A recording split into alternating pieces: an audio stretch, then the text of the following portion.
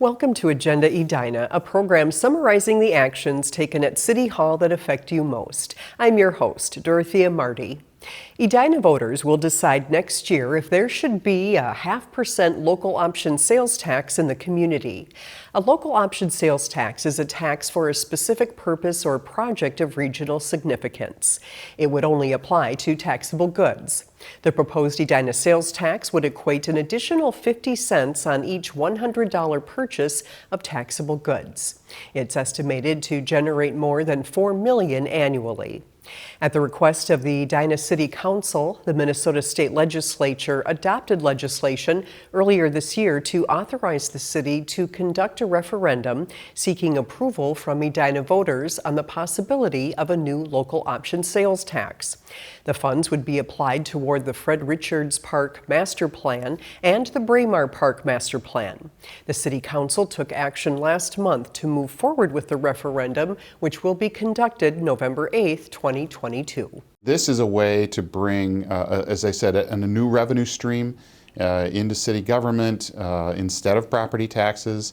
It's a way to add additional property tax payers to help support the regional parks improvements that we have that people enjoy who don't live in Edina. So it's a way to ask all those who kind of participate or benefit from these places to help pay for them.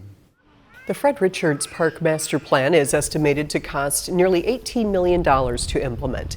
Improvements at Braemar Park, which include items at Braemar Arena, are estimated to cost more than $20 million. The city is putting more fuel-efficient vehicles on the road as it works to cut greenhouse gas emissions 30% by the year 2025. In August, 2 new hybrid SUVs joined the fleet of city vehicles, and more electric charging stations came online for both staff and the public to use. Edina TV shows us more about this recent step toward cutting air pollution. Bottle after bottle. Online orders for wine, beer, and other drinks are being filled at Edina liquor locations. Sauvignon Blanc, some Pinot Noir. The pandemic caused a big shift in delivery revenue. About 75,000 in 2019 to 2.5 million in 2020, just in our delivery stream alone. And the online orders keep coming. How crazy is this going to get at like 6 o'clock? But getting those orders to doorsteps required more wheels on the road. We went from being able to kind of staff our delivery model with 1 driver per day to needing upwards of 4 on a daily basis to fulfill all the routes that we have going out. So 2 new plug-in hybrid Mitsubishi Outlanders were purchased for a little over $64,000. They can go 30 miles before using any gasoline.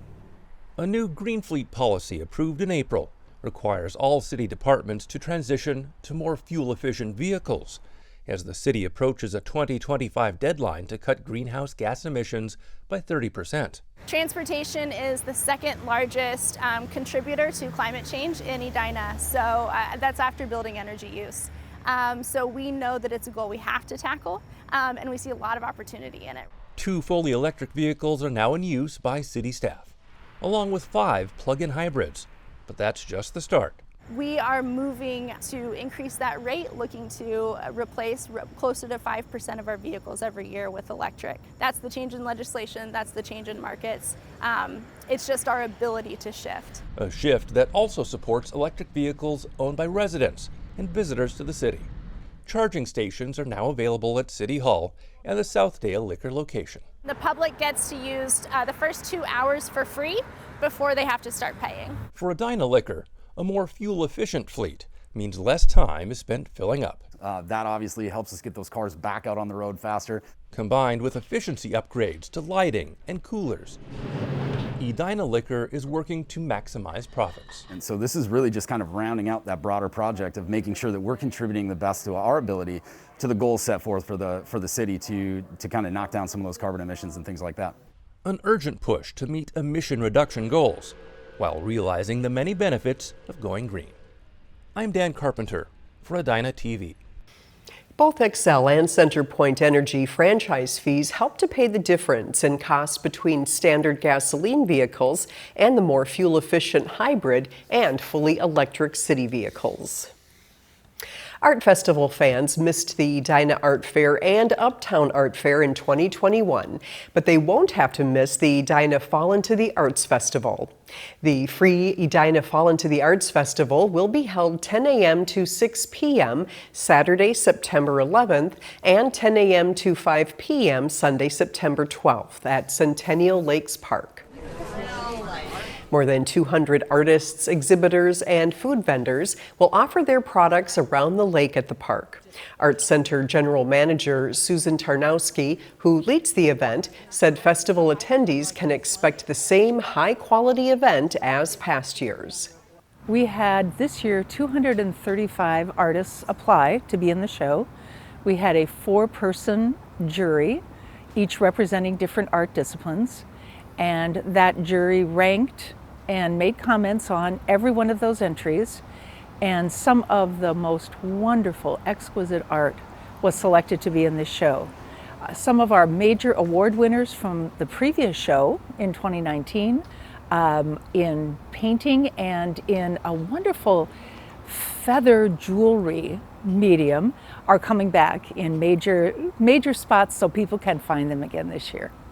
Mediums like fine crafts, glass, jewelry, mixed media, photography, pottery, two-dimensional artwork, wearable art, fiber, and wood will be on display for the more than 25,000 people expected to attend over the 2 days.